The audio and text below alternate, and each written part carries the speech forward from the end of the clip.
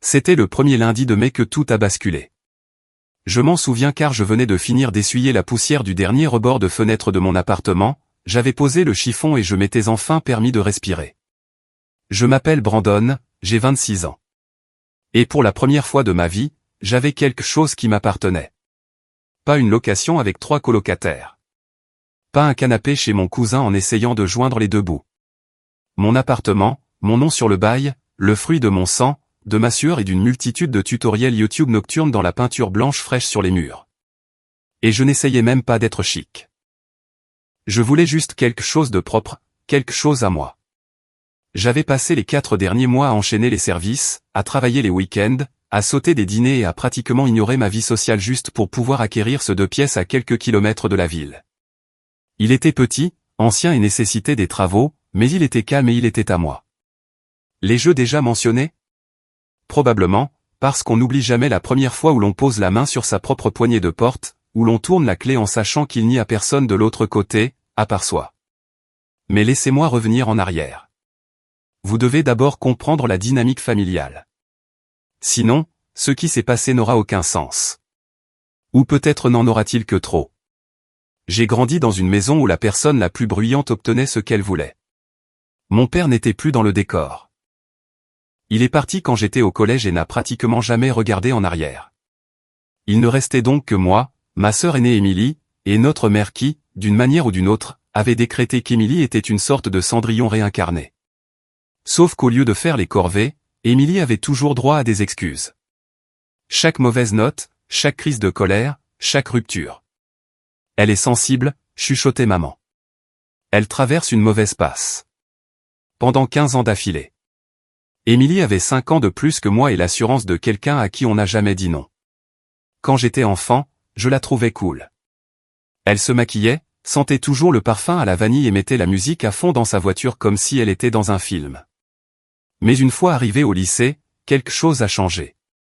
Elle a commencé à me parler comme si j'étais son petit serviteur agaçant. Bran, va me chercher un soda. Bran, fais la vaisselle ou je dirai à maman que tu as rayé sa voiture. Bran, ne sois pas si bizarre. Quand j'en parlais à ma mère, elle disait la même chose à chaque fois. Laisse-la tranquille. Elle subit beaucoup de pression. Je n'ai jamais vraiment compris de quelle pression il s'agissait.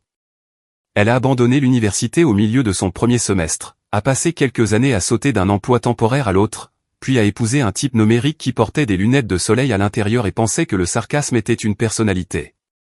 Pendant ce temps, c'est moi qui restais silencieux.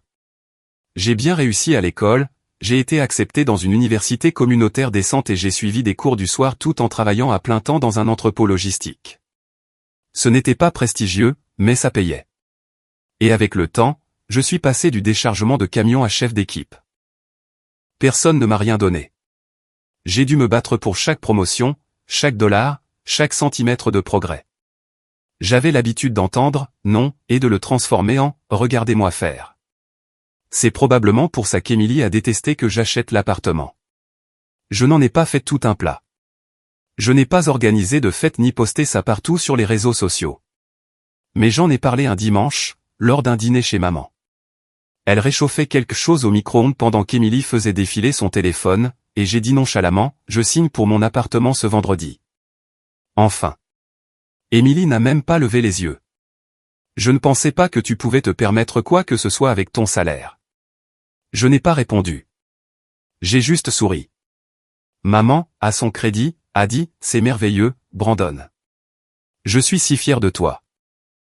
Mais ses yeux se sont tournés vers Émilie comme si elle s'inquiétait de la façon dont elle allait le prendre. Émilie a laissé échapper un demi-rire, un demi-reniflement et a dit, eh bien, j'espère que tu aimes les problèmes de plomberie et les voisins bruyants. Tu sais comment sont ces appartements de débutants. C'était sa manière de faire. Toute bonne chose arrivant à quelqu'un d'autre était une attaque contre elle. Et quand les choses ont empiré avec Rick, quand les disputes sont devenues plus bruyantes puis se sont soudainement arrêtées parce que Rick était parti, l'amertume d'Émilie a montré les dents. Elle est retournée vivre chez maman pour quelques semaines, ce que tout le monde savait se transformerait en moi. Elle a investi le salon, étalant ses affaires sur le sol comme si l'endroit lui appartenait, et a commencé à faire des commentaires acerbes sur le fait que certaines personnes ne comprenaient pas à quel point la vie pouvait être dure. Je suis resté à l'écart. J'avais mon appartement sur lequel me concentrer. J'ai passé les week-ends à poncer les sols, à peindre les placards, à installer de nouveaux luminaires qui ne clignotaient pas comme des accessoires de films d'horreur. J'ai même appris à caroler ma propre salle de bain. Fin avril, j'avais terminé. C'était parfait. Peut-être pas selon les standards des magazines, mais pour moi, parfait. Et puis est arrivé ce lundi. C'était l'un de ces jours étrangement chauds de début mai. Je venais de finir un service, ma chemise collée au dos, et tout ce à quoi je pouvais penser était de prendre une longue douche et de m'asseoir sur le balcon avec un verre de thé glacé. Je suis monté jusqu'à la porte, j'ai inséré ma clé dans la serrure, et elle n'a pas tourné. J'ai cligné des yeux. J'ai réessayé. Peut-être que je la tenais mal ou que j'étais fatigué. J'ai vérifié la clé. Ma clé. J'ai tourné à nouveau. Rien. Mon cœur s'est mis à tambouriner contre mes côtes. Peut-être que la serrure était coincée. Peut-être que quelqu'un y avait touché. J'ai gigoté la clé, puis j'ai collé mon oreille contre la porte comme une sorte de détective. Et c'est là que je l'ai entendue. Une voix. Une voix de femme. Familière, qui riait. Je me suis figé, puis j'ai frappé. Le rire s'est arrêté. Quelques secondes plus tard, la porte s'est entr'ouverte de quelques centimètres. Et là, dans un de mes t-shirts, se tenait Émilie. Elle avait l'air de venir de se réveiller d'une sieste. Ses cheveux étaient relevés en un chignon désordonné et elle tenait un bol de céréales. Mes céréales. Qu'est-ce que tu fais là, a-t-elle demandé comme si j'étais l'intrus. Je l'ai dévisagé. Quoi? Qu'est-ce que Théoï, tu fais là? Pourquoi ma clé ne fonctionne pas? Oh, dit-elle nonchalamment en reculant. Maman a fait changer les serrures. On a emménagé la semaine dernière. On. Ma voix semblait ténue. Moi et Jamie, dit-elle en faisant un vague geste vers la chambre. Mon fils, tu sais, celui que tu vois à peine. Ça a été une période difficile pour lui, Brandon. Émilie, c'est mon appartement. Elle m'a lancé un regard comme si je venais de lui dire que la terre était plate. Tu es jeune. Tu t'en remettras. Jamie a besoin de stabilité en ce moment. Je n'ai même pas enregistré la moitié de ce qu'elle a dit. Mes yeux balayaient la pièce, mon tapis, ma table basse, mes livres empilés sur les étagères. Tout était encore là, sauf qu'il y avait maintenant des petites voitures éparpillées sur le sol, des bols sales dans l'évier, du linge étendu sur le canapé. Je crois que j'ai arrêté de respirer. Je n'ai pas crié. Je n'ai pas hurlé. Je ne suis même pas entré. J'ai fait demi-tour, je suis redescendu, je suis monté dans ma voiture et je suis resté assis en silence pendant bien 10 minutes, agrippant simplement le volant. J'avais l'impression que ma poitrine s'effondrait, comme si l'air avait été aspiré du monde. Puis j'ai sorti mon téléphone et j'ai appelé ma mère. Elle a répondu à la deuxième sonnerie. Salut, chérie. Pourquoi Émilie est-elle dans mon appartement? Elle a soupiré, ni coupable, ni paniquée, juste fatiguée. Brandon, s'il te plaît, ne fais pas de scène. Émilie traverse une période très difficile. Tu lui as donné mon appartement? Tu es jeune. Tu trouveras autre chose. C'est juste temporaire, jusqu'à ce qu'elle se remette sur pied. Jamie a besoin d'un foyer stable. Et toi? Eh bien, tu travailles tout le temps de toute façon. J'ai senti quelque chose se briser. Pas fort, pas explosif, juste un craquement silencieux. J'ai dit, d'accord. Et j'ai raccroché. Puis j'ai conduit directement au poste de police. Pas pour commencer une bagarre, pas pour crier, mais avec mon bail en main. Et c'est à ce moment-là que la vraie guerre a commencé. Je suis entré dans ce poste de police comme si j'étais encore dans un rêve. Je ne savais pas à quoi m'attendre. Peut-être une tape dans le dos, peut-être un officier pour dire « Oh, waouh ». Allons la mettre dehors tout de suite. Mais ce que j'ai eu, c'est de la paperasse, du protocole, des hochements de tête prudents et des tons hésitants. Je me suis assis dans la salle d'attente, le bail dans une main, ma carte d'identité dans l'autre, essayant de rester calme pendant que mon cerveau hurlait en boucle. L'officier à l'accueil, l'agent Marx, je crois, m'a demandé de tout expliquer. Je l'ai fait, lentement, soigneusement, sans colère dans la voix, juste les faits. J'avais signé un bail il y a 3 mois. J'avais payé chaque centime de cet appartement moi-même. J'avais des clés, des meubles, des reçus, et maintenant j'étais enfermé dehors avec quelqu'un d'autre qui y vivait, quelqu'un qui n'avait pas payé un sou et n'avait aucun droit légal d'être là. Il a examiné le bail, a demandé les coordonnées de mon propriétaire, puis m'a lancé un regard qui semblait à mi-chemin entre la sympathie et l'épuisement. Bon, dit-il, ce n'est pas encore une affaire criminelle. Encore. Si elle était entrée par effraction ou avait changé les serrures sans permission, on pourrait parler de violation de propriété. Mais puisque vous lui avez donné une clé. Je ne l'ai pas fait, ai-je interrompu. Je ne lui ai jamais donné de clé. J'en ai donné un double à ma mère pour les urgences. C'est tout. Il a haussé les sourcils, hochant lentement la tête. D'accord, ça change les choses. Votre mère a donné accès à quelqu'un d'autre. C'est une utilisation non autorisée, peut-être même une entrée illégale. Mais écoutez, Brandon, ce genre de situation peut devenir compliqué. Les conflits familiaux ne se règlent pas toujours par notre intermédiaire. Vous devriez commencer par un rapport officiel, puis passer par votre propriétaire. Ils devront probablement déposer un avis d'expulsion si elle ne part pas volontairement. J'ai eu envie de rire, de pleurer ou de crier dans un oreiller. Au lieu de ça, j'ai simplement demandé les formulaires et j'ai commencé à les remplir d'une main engourdie. Mon téléphone a vibré avec un texto à mi-chemin. Je l'ai ignoré. C'était de ma mère. S'il te plaît, n'aggrave pas les choses, Brandon. Elle en a plus besoin que toi en ce moment. Cette phrase m'est restée en tête le reste de la nuit. J'ai squatté chez un ami après ça. Darren, un gars avec qui je travaillais, qui avait un canapé et pas de questions. Il m'a offert une bière et un oreiller. J'ai pris les deux, je n'ai pas dormi, j'ai juste fixé le plafond, pensant à la vitesse à laquelle tout s'était effondré. Le lendemain matin, j'ai appelé mon propriétaire, Monsieur Rios. Il était aussi choqué que moi. Elle a fait quoi? Dit-il, la voix devenant sèche. Vous voulez dire que quelqu'un a changé les serrures? C'est illégal, Brandon. Je n'ai jamais autorisé ça. Moi non plus. On ne me l'a même pas dit. Ma mère lui a juste donné accès. Il y a eu une pause. Elle n'est pas sur le bail. Je peux commencer la procédure d'expulsion, mais ça prendra du temps. Notification du tribunal, publication par le shérif.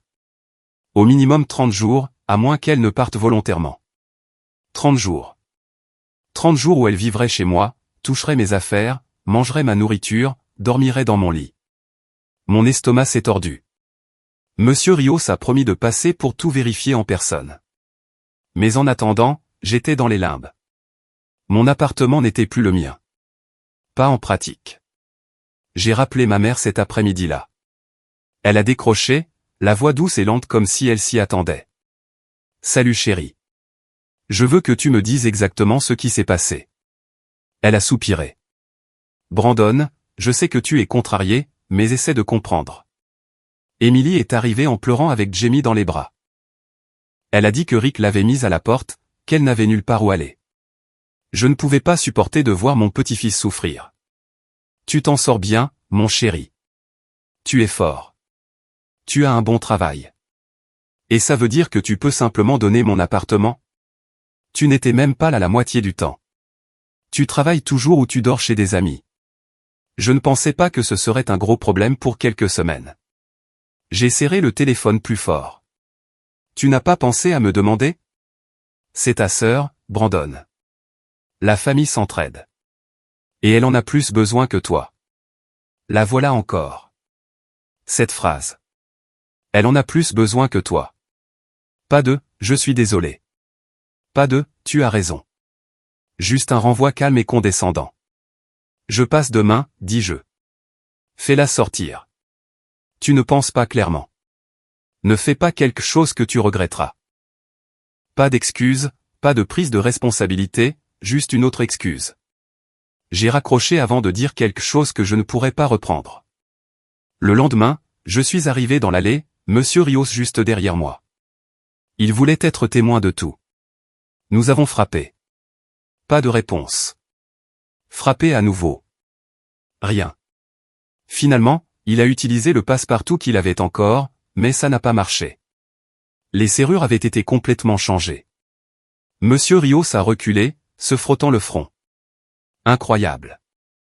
Nous n'avions d'autre choix que de placarder un avis sur la porte, un avertissement officiel indiquant que le locataire officiel moi avait signalé une occupation non autorisée et que des poursuites judiciaires d'expulsion avaient commencé.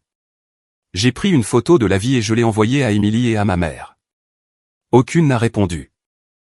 Mais plus tard dans la nuit, j'ai vu la photo du papier froissé dans une poubelle, postée sur la story Facebook privée d'Émilie, que je n'étais pas censé voir.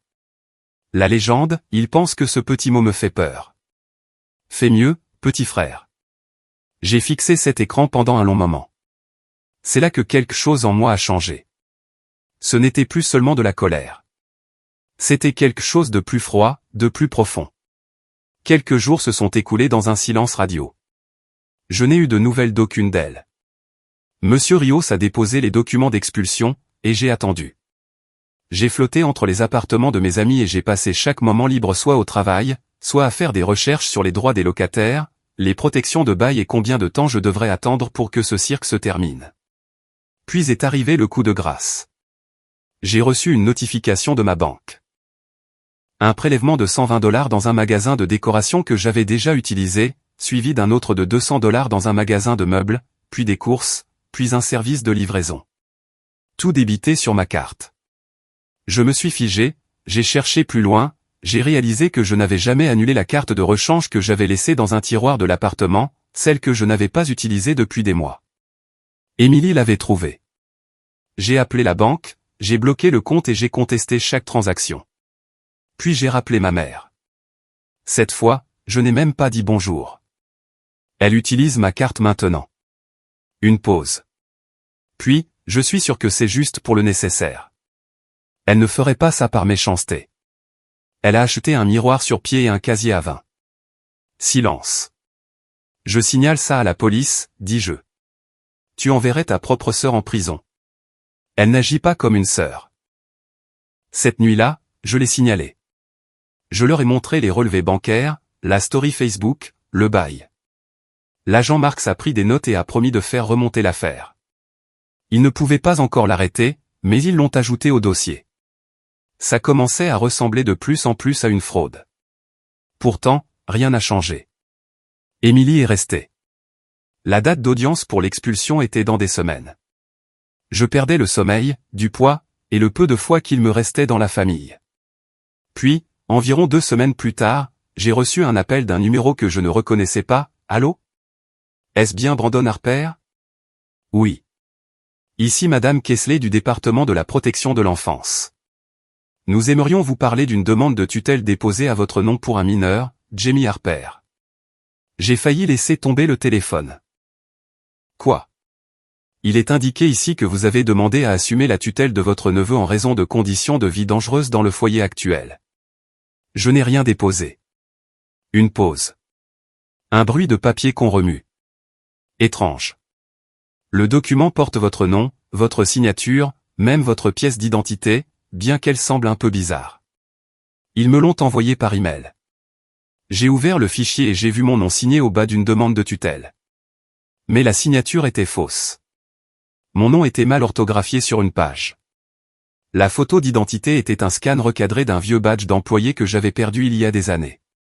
C'était un faux. Émilie, ou quelqu'un qui l'aidait, essayait de me piéger. Que ce soit pour me faire peur, retarder l'expulsion ou me faire passer pour un méchant, je ne savais pas. Mais c'était une ligne franchie si loin qu'elle n'était même plus visible. J'ai appelé ma mère, furieux. Elle n'a pas répondu, alors je suis allé chez elle. Elle a ouvert la porte, portant un tablier, comme si c'était un jeudi comme les autres. Brandon, s'il te plaît, ne débarque pas comme ça. J'ai brandi mon téléphone. Elle a imité ma signature sur une demande de tutelle. Elle a essayé de faire croire que j'essayais de lui prendre son gamin. Son visage a pâli, mais seulement une seconde. Puis il s'est durci. Je suis sûr qu'il y a une explication raisonnable. Il n'y en a pas. Et si tu ne m'aides pas à régler ça, tu vas tomber avec elle. Ses lèvres se sont serrées. Elle a ouvert la bouche pour parler, puis s'est arrêtée. L'a refermée. J'ai attendu. Et puis elle a dit, du ton le plus froid que je lui ai jamais entendu, tu l'as toujours détesté. Ne fais pas semblant. Peut-être qu'elle n'est pas parfaite, mais au moins, elle n'a jamais abandonné sa famille. Ce fut la dernière chose qu'elle dit avant de me claquer la porte au nez. Et c'est à ce moment-là que tout s'est brisé. La loyauté, la culpabilité, l'idée que peut-être, juste peut-être, ma mère me voyait encore comme son fils. Elle ne le voyait pas. Pour elle, j'étais jetable, remplaçable, un tremplin pour la fille qui en avait plus besoin. Et c'est là que j'ai su que je ne récupérerais pas ma maison en attendant. Je devais la reprendre. Mais je n'allais pas crier, ni casser des fenêtres, ni donner des coups de poing. J'allais le faire selon les règles, selon le système. Il pensait que je ne comprenais pas. Et quand j'aurais terminé, il regretterait de n'avoir jamais touché à une seule chose qui m'appartenait. Surtout le bail, surtout la carte, surtout le nom qu'ils ont essayé d'imiter. Mais avant que cette vengeance puisse commencer, avant même que je ne mette mon plan à exécution, quelque chose s'est produit que je n'avais pas prévu. Quelque chose qui a tout changé à nouveau, et pas dans le bon sens. Pour la première fois de ma vie d'adulte, j'ai arrêté d'arriver au travail en avance. J'arrivais toujours alors je n'allais pas donner cette satisfaction à Émilie ou à ma mère mais j'ai cessé de pointer une heure avant, cessé de me porter volontaire pour les services doubles. La flamme que j'avais toujours eue, la niaque, la motivation, cette poussée constante pour aller de l'avant, s'était éteinte comme si on avait versé de l'eau froide dessus. Et je ne pouvais plus faire semblant. Mon manager l'a remarqué, mes collègues aussi, mais personne n'a rien dit. Pas encore. Je dormais sur le canapé de Darren pour la 3e semaine consécutive à ce moment-là. Il ne s'est jamais plaint. Il m'a donné de l'espace, a gardé une ambiance détendue et n'a pas posé de questions auxquelles je n'étais pas prêt à répondre. Mais je voyais le regard sur son visage quand j'oubliais à nouveau de sortir les poubelles, quand je laissais mon linge trop longtemps dans la machine à laver, quand je disais à peine un mot pendant tout un dîner. Je me désagrégeais en silence, lentement. L'audience d'expulsion était prévue dans 2 semaines, mais chaque jour s'éternisait comme de la mélasse. Pendant ce temps, Émilie menait la belle vie dans mon appartement. Son Instagram était passé d'une ambiance de divorce discret à une énergie d'influenceuse à part entière. Des photos de son nouvel espace confortable, mon appartement, de Jamie mangeant des céréales sur l'îlot de ma cuisine, toujours mes céréales, et une publication qui a failli me faire jeter mon téléphone à travers la pièce. Parfois, la vie vous surprend avec un nouveau départ. Merci à tous ceux qui m'ont soutenu quand je n'avais rien. J'étais bloqué, bien sûr, mais les gens parlent. Les captures d'écran se partagent. Mon cousin me l'a envoyé avec un simple texto. Je n'ai pas répondu. Je ne pouvais pas. Le poids de tout cela m'écrasait. La trahison, le silence, le fait que ma propre mère n'avait même pas appelé pour savoir si j'allais bien. Pas une seule fois. Pas après le faux dépôt de tutelle. Pas après les débits sur ma carte. Pas après m'avoir claqué la porte au nez. J'ai commencé à rêver de clés. Je me tenais devant une porte, parfois mon appartement, parfois la maison de mon enfance. Et peu importe combien de clés j'essayais, aucune ne fonctionnait. Les serrures fondaient, se tordaient ou disparaissaient complètement. Et je me réveillais trempé de sueur, le cœur battant, sur un canapé qui n'était pas le mien. C'était le fond du gouffre. Pas dramatique, pas bruyant, juste une érosion silencieuse et constante de tout ce que j'avais construit. Et puis un matin, quelque chose de petit a changé. C'était Darren. Il était assis à la table de la cuisine, sirotant un café, feuilletant une tablette, et il a levé les yeux vers moi. « T'as toujours ta perceuse. » J'ai cligné des yeux. « Quoi ? » « La perceuse électrique. Tu me l'as prêtée quand j'ai emménagé. Elle fonctionne toujours comme une bête. » « Ouais. » « Pourquoi ? » Il a fait un signe de tête vers la tablette. « Mon propriétaire me laisse refaire les étagères de la buanderie. Il a dit que je pouvais en mettre des sur mesure si je fournis la main-d'œuvre. Ça te dit ? » Je n'ai pas répondu tout de suite, mais quelque chose dans sa façon de le dire, comme si c'était normal, comme si je n'étais pas un fantôme. « Bien sûr, dis-je. Pourquoi pas ? » Ça nous a pris à peine 1 heure. Une installation basique, mais ça faisait du bien de faire quelque chose. De tenir à nouveau des outils, de mesurer, de couper, de poncer. Mes mains se souvenaient du rythme, même si mon cœur était encore à la traîne. Le week-end suivant, nous nous sommes attaqués au placard de sa chambre, puis à la crédence de sa cuisine. Darren continuait de trouver des excuses pour m'impliquer dans des projets, et je ne me suis pas opposé. Je ne parlais pas beaucoup, mais j'étais là. Je travaillais, et lentement, quelque chose a commencé à revenir. Darren l'a remarqué. Un soir, autour d'un plat à emporter, il a dit, « T'as déjà pensé à faire ça à plein temps? » Quoi? Des trucs de bricolage? Réparation, installation? T'es bon à ça, mec. J'ai secoué la tête. Non, c'est juste un truc à côté. Pourquoi pas? T'as le coup de main. Tu as le souci du détail. Tu ne bâcles pas le travail. La moitié des mecs sur le bon coin n'apportent même pas un niveau à bulle. Tu pourrais facturer le double et être quand même complet. Je n'ai rien dit. Mais cette nuit-là, j'ai sorti mon ordinateur portable et j'ai commencé à chercher. Licence d'artisan, création de micro-entreprise, modèle de site web. Je n'ai pas beaucoup dormi. Mais pour la première fois depuis des semaines, ce n'était pas à cause de l'anxiété. C'était l'espoir. Au cours des jours suivants, j'ai jonglé entre le travail et la recherche.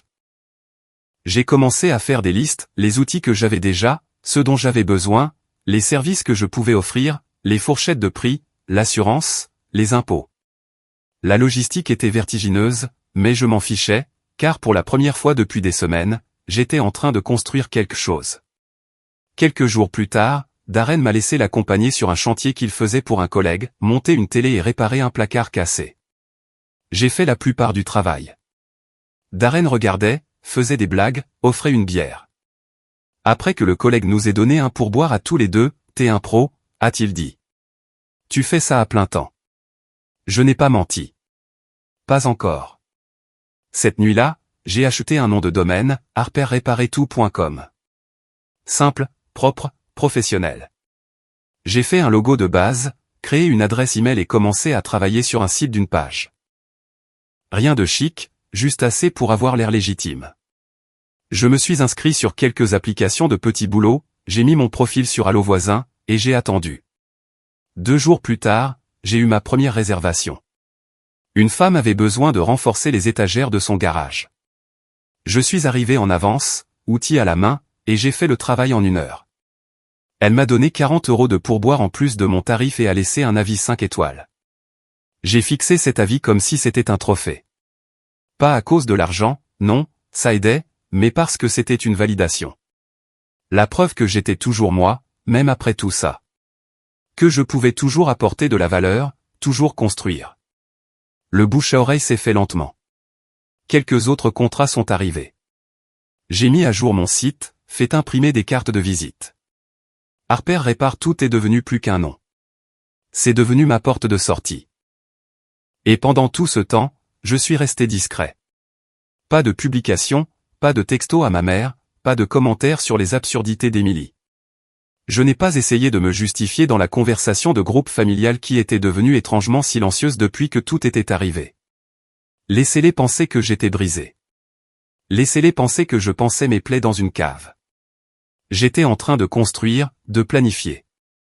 Et je ne cherchais plus seulement à récupérer mon appartement. Je récupérais ma vie. Mais le rebondissement suivant, celui-là, est sorti de nulle part. C'était un samedi après-midi quand j'ai reçu un message sur le formulaire de contact de Harper Répare Tout. Le nom indiqué, Rick. Oui, ce Rick, l'ex d'Emily. L'objet disait simplement « Demande de devis. Besoin d'aide pour aménagement de garage ». J'ai fixé le message pendant 1 minute entière. Puis je l'ai relu. Salut, je ne suis pas sûr que ce soit le bon Brandon, mais si c'est le cas, j'ai besoin de faire des travaux. Aménager mon garage en bureau à domicile. J'ai vu ton site via un groupe de quartier. Dis-moi si tu es disponible. Aussi, désolé pour tout ça. J'ai entendu ce qui s'est passé.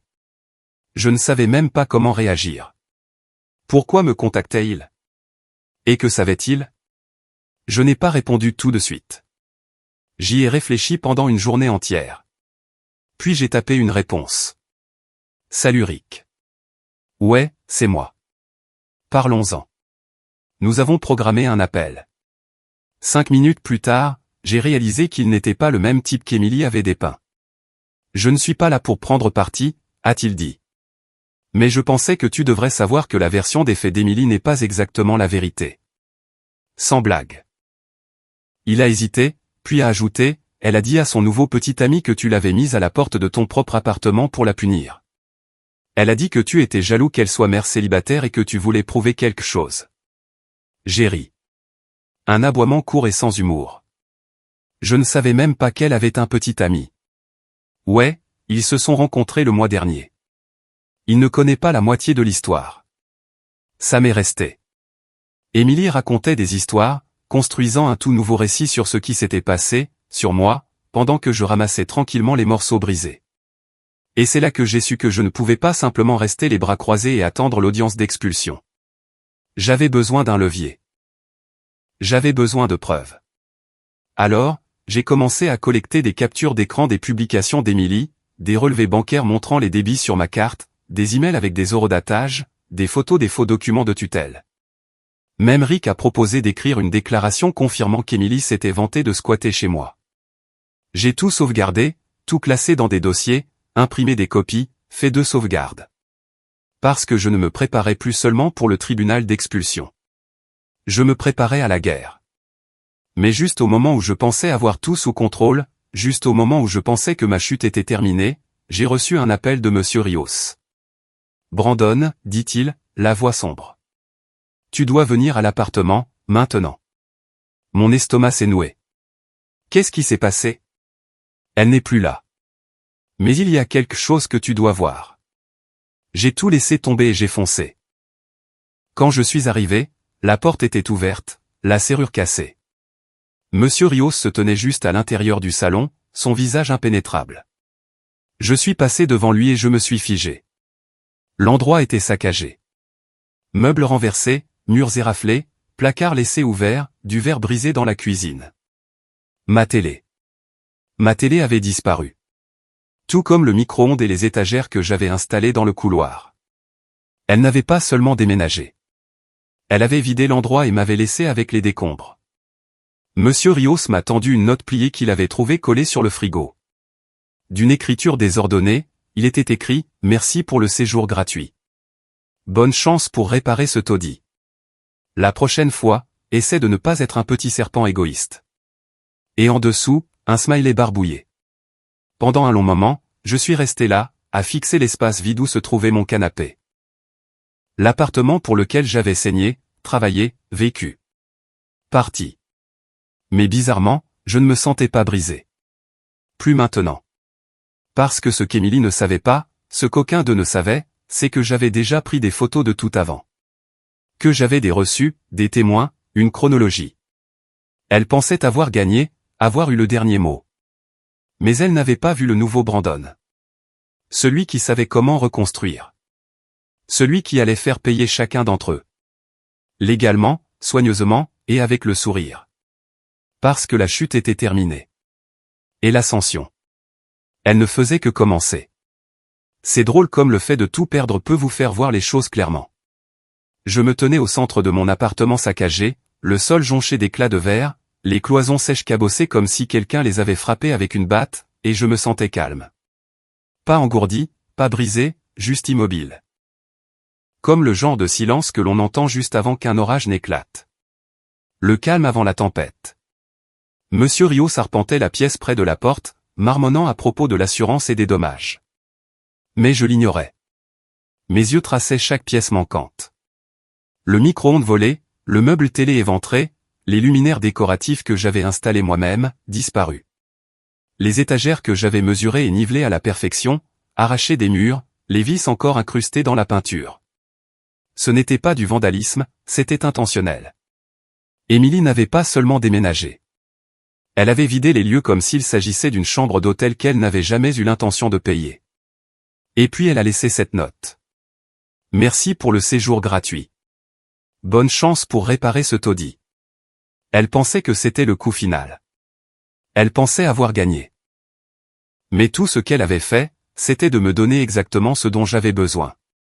Parce que maintenant, je n'avais pas seulement des papiers d'expulsion. J'avais des preuves de vol, de destruction de biens et d'intentions malveillantes. J'avais des photos de l'appartement avant et après. J'avais des relevés bancaires. J'avais le faux dépôt de tutelle qu'elle avait essayé de glisser sous mon nom. J'avais Rick, son ex-mari, prêt à témoigner. Et plus que tout, je n'avais plus peur. Pas d'attache, pas d'illusion, pas de pitié. Une fois que Monsieur Rios a déposé une plainte à la police pour les dommages et est parti contacter sa compagnie d'assurance, je suis resté. Je me suis assis sur le sol, nu, froid et taché de quelque chose de collant que je ne voulais pas identifier, et j'ai commencé à faire des listes. Le genre de liste que l'on ne fait que lorsqu'on a dépassé le stade du chagrin. Étape par étape, méthodique. Police, rapport déjà déposé par Monsieur Rios. J'y ajouterai la liste des objets manquants, des photos et tous les reçus que je pourrais retrouver. Mes relevés bancaires montreraient que certains appareils électroniques volés avaient été débités sur ma carte. Préparation juridique, l'audience d'expulsion était toujours prévue, mais maintenant j'avais des motifs pour des dommages et intérêts civils et d'éventuelles poursuites pénales. J'avais besoin d'un avocat. Pas un avocat tape à accent grave l'œil, juste quelqu'un de vif, de discret et de minutieux. Verrouillage financier, toutes mes cartes avaient été changées, mon crédit surveillé, mais j'ai ordonné un nouveau gel sur toute ligne de crédit et j'ai signalé mon nom aux 3 principales agences de crédit, au cas où Émilie tenterait à nouveau quelque chose. Le faux document de tutelle, cela devait être remonté. J'avais déjà déposé le rapport auprès de la protection de l'enfance et fourni une copie à la police. Maintenant, il était temps de pousser fort. Témoins, Rick, Darren, même quelques collègues qui connaissaient la chronologie. J'ai commencé à les contacter. Pas pour bavarder, pas pour me plaindre, juste pour demander des déclarations formelles. Chacun d'eux a accepté sans hésitation. À la fin de la nuit, j'avais 5 dossiers, physiques et numériques, étiquetés, bail et propriété, fraude et usurpation d'identité, vol financier, déclaration de témoins, chronologie et preuves. Je constituais un dossier, pas seulement pour le tribunal, mais pour tout. Parce que voilà le truc avec les gens comme Émilie, et malheureusement, les gens comme ma mère aussi. Ils comptent sur votre silence. Ils se nourrissent de la culpabilité, des liens familiaux, de l'idée que vous n'oserez pas riposter. Mais je m'étais déjà battu pour sortir de la misère et acheter cet appartement, pour enchaîner les services, pour apprendre à caroler une salle de bain à partir de zéro. J'avais arraché chaque centimètre de succès sans aucune aide. Et maintenant, je n'avais plus rien à perdre. Alors, j'ai commencé à passer des appels. Le premier a été pour Rick. J'ai besoin de cette déclaration, ai-je dit. Celle que tu as proposée. Par écrit. Il n'a pas hésité. Compte sur moi. 2 jours plus tard, j'avais une lettre signée et notariée décrivant tout ce qu'Émilie lui avait dit, comment elle avait avoué avoir changé les serrures, riait de s'être approprié l'endroit et m'avait qualifié de trop faible pour faire quoi que ce soit. Rick a même fourni des captures d'écran de textos qu'elle lui avait envoyés pendant son emménagement, se vantant de vivre sans loyer et de montrer à Brandon comment ça marche dans le monde réel. Ça, c'est allé dans le dossier numéro 4. Ensuite, j'ai recontacté la protection de l'enfance et j'ai insisté sur la question du faux. Je leur ai dit que j'avais la preuve que le document soumis était non seulement falsifié, mais faisait partie d'un schéma de harcèlement plus large. J'étais calme, respectueux, mais ferme. Et c'est là que j'ai obtenu un nom, Inspecteur Owens. Il était chargé de l'affaire de faux. Je lui ai envoyé le dossier entier par email, chaque fichier, chaque photo, chaque incohérence dans le formulaire falsifié. En une journée, il a répondu. Court et simple. Reçu. L'affaire est remontée pour un examen formel. Nous vous tiendrons au courant. L'élan. Je pouvais le sentir monter. Pendant ce temps, Monsieur Rios a engagé un entrepreneur pour évaluer les dommages. Il m'a emmené pour inspecter l'appartement et confirmer ce qui avait été pris ou détruit. L'entrepreneur a sifflé entre ses dents. Elle a même arraché les douilles d'ampoule. Mec, ça, c'est de la méchanceté. Ce n'est même pas du vol, c'est juste méchant. Nous avons tous les deux ri, mais mon rire était creux. Néanmoins, j'ai pris des photos, mesuré ce qui devait être réparé, sauvegardé chaque facture que l'entrepreneur a envoyée à Monsieur Rios. J'ai proposé d'aider à réparer moi-même. Rios a refusé. Tu en as assez fait. Concentre-toi sur l'affaire. Je m'occupe de l'appartement. La pièce suivante du puzzle était plus difficile. Je devais parler à ma mère. Pas parce que je voulais tourner la page, ce n'était pas le cas. J'avais juste besoin d'entendre ce qu'elle savait, et plus important encore, ce qu'elle ne savait pas. Je me suis présenté chez elle sans prévenir. Elle a ouvert la porte, vêtue d'un châle tricoté et tenant une pomme à moitié mangée. Elle a cligné des yeux. Brandon. Je ne suis pas là pour me battre, ai-je dit. Je veux juste de la clarté. Elle m'a laissé entrer avec un soupir. La maison sentait la lavande et le produit à polir au citron. Une odeur familière et douloureuse. Je me suis assis sur le canapé. Elle est restée près de la porte comme un chaperon. J'ai besoin de savoir, ai-je dit. L'as-tu aidé à falsifier ces documents? Son visage a changé. Pas choqué, mais blessé. Blessé de manière théâtrale. Je n'ai rien falsifié, a-t-elle dit doucement. Elle m'a montré un papier et a dit que ça faisait partie des arrangements de garde. Je n'ai pas posé de questions. Je l'ai fixé. Tu l'as lu? Non. Tu as vu ma signature? Je ne me souviens pas, je l'ai cru. Mais je ne lui ai pas pardonné. Émilie a des ennuis, ai-je dit. Ça ne va pas bien se terminer pour elle. C'est ta sœur, Brandon. C'est une criminelle, maman. Elle a baissé les yeux, et j'ai réalisé qu'elle savait déjà. Pas seulement pour le document, pour tout. Les faux débits, le vandalisme, la manipulation. Elle devait le savoir. Elle ne voulait simplement pas y faire face. Je me suis levé. Je ne la laisserai pas recommencer. Pas à moi, ni à personne d'autre. Maman n'a rien dit. Elle ne m'a pas suivi jusqu'à la porte. Et ce silence m'en a dit plus que les mots ne l'auraient jamais pu. Elle avait choisi son camp. Ce qui a rendu le mien plus facile à choisir. J'ai coupé tout contact après ça. J'ai changé de numéro, je les ai bloqués toutes les deux surtout. Darren m'a aidé à configurer des filtres d'appel pour que leur nom n'apparaisse plus jamais. Et je suis retourné au travail. Pas à l'entrepôt, ce chapitre était clos. J'étais Harper Répare Tout maintenant, à plein temps. J'avais acquis assez d'élan, assez de contrats par le bouche à oreille, de clients fidèles et d'avis élogieux pour pouvoir enfin abandonner la routine du 9 à 5. J'ai officiellement enregistré mon entreprise, payé les frais de licence, commencé à proposer des forfaits. J'ai même investi dans du meilleur matériel, des outils dont je rêvais quand j'étais fauché, à écumer les rayons des soldes. À la fin du mois, j'avais 3 semaines de rendez-vous prévus, mon propre logo sur une camionnette blanche, des polos de marque et un établi pliant avec mon nom gravé sur le côté. Je gagnais plus en une semaine qu'auparavant en un mois. Mais je n'en ai pas parlé, je ne m'en suis pas vanté. Parce que ce n'était pas pour Émilie. C'était pour moi. Pourtant, une partie de moi voulait qu'elle le sache. Qu'elle voie ce que j'avais construit à partir des cendres qu'elle avait laissées derrière elle. Et j'allais avoir cette chance. Car alors, de nulle part, j'ai reçu un email d'une adresse que je ne reconnaissais pas. L'objet disait simplement, de la part de Jamie, avec l'aide de la maman de mon ami. Mon cœur s'est arrêté. Je l'ai ouvert. Salut tonton Brandon. Je ne sais pas si tu es aussi en colère contre moi. Maman a dit que tu nous détestes maintenant, mais je ne le crois pas. Tu me manques. Est-ce que je peux te voir un jour? En pièce jointe, il y avait un dessin. Au crayon sur du papier. Un bonhomme allumette me représentant, avec une grosse clé à molette dans une main et un sourire, debout à côté d'un petit enfant tenant une boîte à outils. Ça m'a brisé. Et ça m'a rappelé exactement pourquoi je devais finir ça. Pas seulement pour la justice, mais pour protéger la prochaine personne qu'Émilie essaierait de manipuler, même si c'était son propre fils. Alors, j'ai fait ma liste finale. Remettre toutes les preuves à l'inspecteur Owens et suivre chaque semaine. Confirmer le rapport de police pour les dommages avec M. Rios et signer une déclaration sous serment. Finaliser les documents de la poursuite civile avec l'avocat. Notifier la protection de l'enfance de la lettre de Jamie sans insister pour un contact.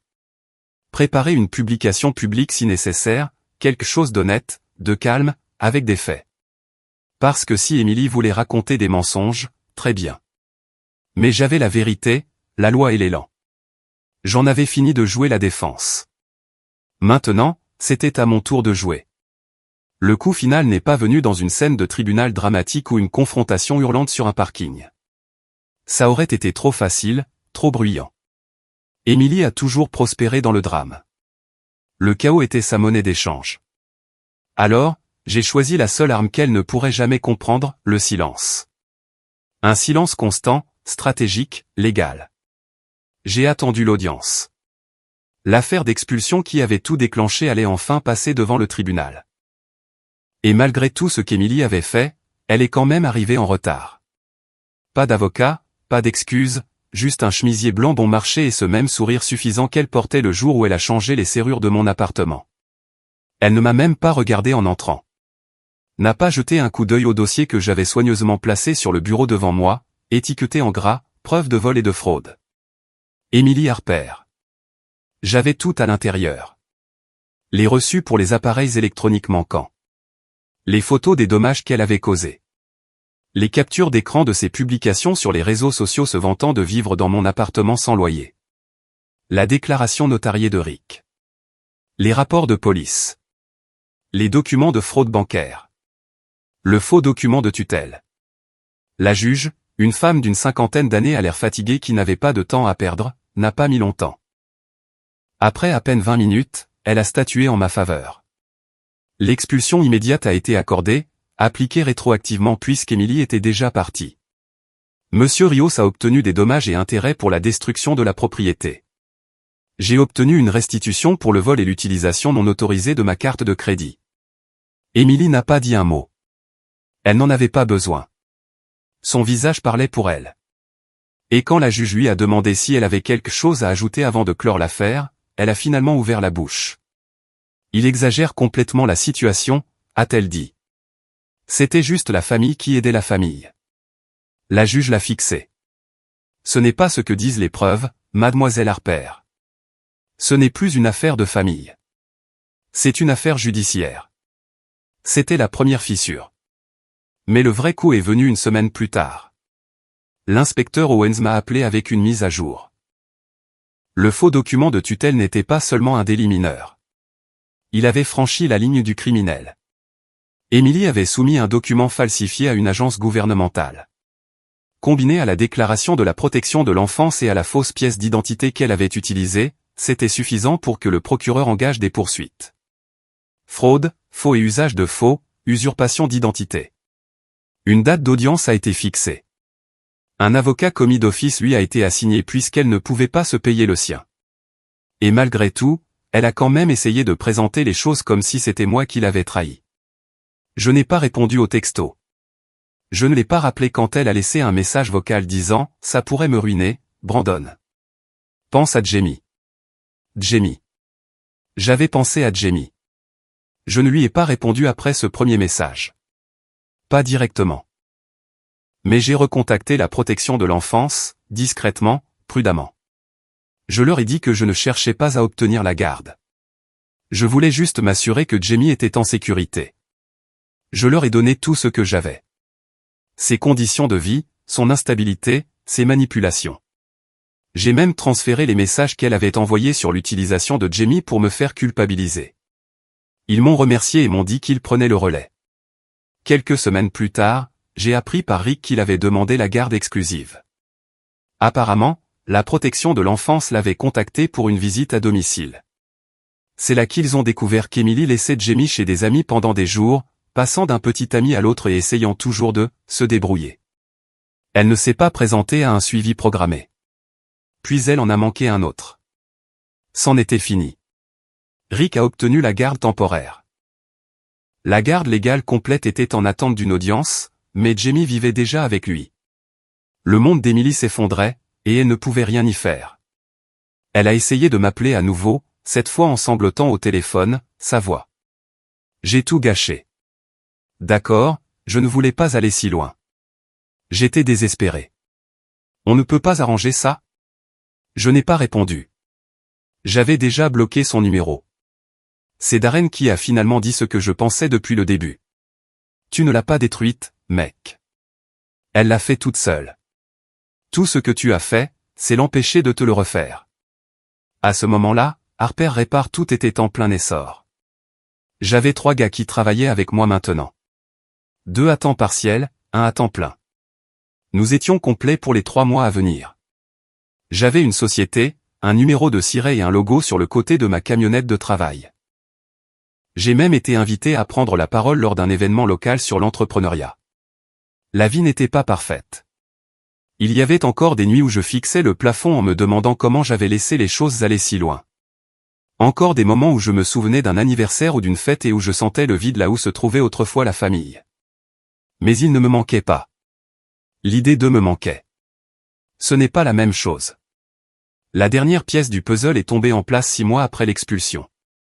J'ai reçu une lettre du tribunal. Émilie a plaidé coupable à des accusations réduites dans le cadre d'un accord.